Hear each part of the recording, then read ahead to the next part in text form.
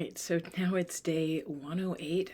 Shared with you yesterday about the sort of challenges that I've been going through for the last month and change, couple of months really.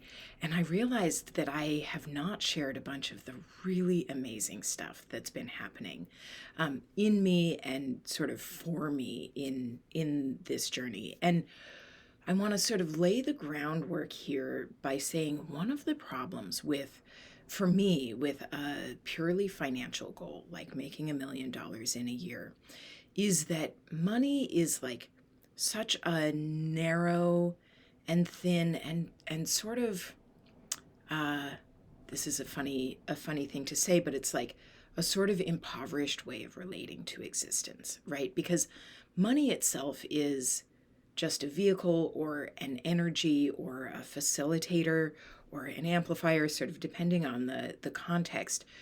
But the reason I want money, the reason any of us wants money, is because of what we believe it will bring us, what we'll get to experience as a result of having it. And so when I'm sort of narrowly focused on money, it it makes me disregard all the other wealth in my life. Um and that is a danger for me of this purely financial goal. So saying that here, I'm inviting myself into expanding the vision of this $1 million goal so that it's richer and more dynamic and more alive, really more connecting and connected and very grounded in, rooted in the contribution and experience that I really want to be having. And so I want to talk about, I've been in this challenging time pulling myself through the eye of the needle.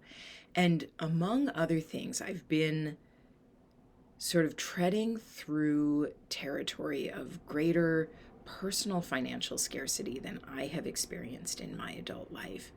And that has this hidden gift of um, making me look at the other resources in my life in a more expansive and creative way. So I'm using things that I um, would not have or have not. So a simple example, I love the color purple.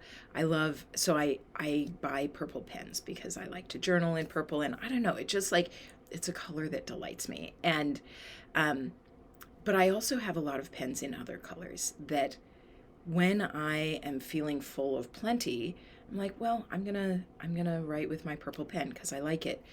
But during this time, I've been like, I'm not gonna buy things that I don't need when I have all of these. Here's my green pen, here's my blue pen. And so I'm like making use of my resources in a more expansive and creative way. And and there's a way that comfort and convenience, we love them. They're wonderful. And they become traps, right? I think that one of the problems that our society is facing right now is that too many people are comfortable with a system that ultimately is quite harmful to us. And so the fact that I'm sort of forcing myself to move in different ways is allowing me to become more new than I would any other way. And so, among the things that I'm doing is I am asking for more help. I'm making myself available to receive that help. I'm allowing myself to be vulnerable and therefore connected in my relationships in a new way. And even before this journey to $1 million, the last like 2 or 3 years, I've been on a journey of like shedding the like protective layers that I hold myself in, that I've sort of imagined that I could keep myself sort of above the rough and gritty reality of life and just like float above it. And I've sort of I often have used the image of like wrapping myself in bubble wrap to protect me from the bumps and bruises of life. Um, and that's actually a pretty interesting metaphor for me right now, because in this journey, I have not put any intentional action toward losing weight, but I have lost over 80 pounds along the way. And that feels like part of this, like allowing myself to be in more full contact, more direct contact with life. And I'm doing that in my relationships. So I'm asking for help and allowing myself to be just one person, right? Like we're not here to be alone. We are collective beings. And so I have also received some amazing gifts. I've received help and support from so many people and places in my life. One of my mentors gifted me a human design reading. This is a person who has been so spiritually and personally influential to me that and like my feeling about this relationship is that the way money flows in this relationship is from me to her, because I receive so much spiritual goodness. And so therefore to receive a financial or material gift from her was so profound. And I really want to celebrate that I was able to say yes to it, because a past version of me was not able to be that kind of receptive. And similarly, I've like allowed myself to take up space and be vulnerable and receive care and attention that, again, a past version of me would not be able to receive. I have a group, a relational Gestalt practice group that has been meeting for years, and I recently took an open seat with that group, even though our meeting time was almost over. And but people in the group were like, we're willing to stay late and like be here with you for you to do this tender work. And again, a past version of me would have been like, I don't want to be a bother. Oh, thanks, but that's okay. And like would have not allowed myself to receive. And so I'm really celebrating that I'm available to receive, that I'm available for that vulnerability and intimacy and connection, and that there are so many people in my life who are meeting me there in so many ways. And that shows me that I'm going through a profound change that like is worth so much more than any amount of money.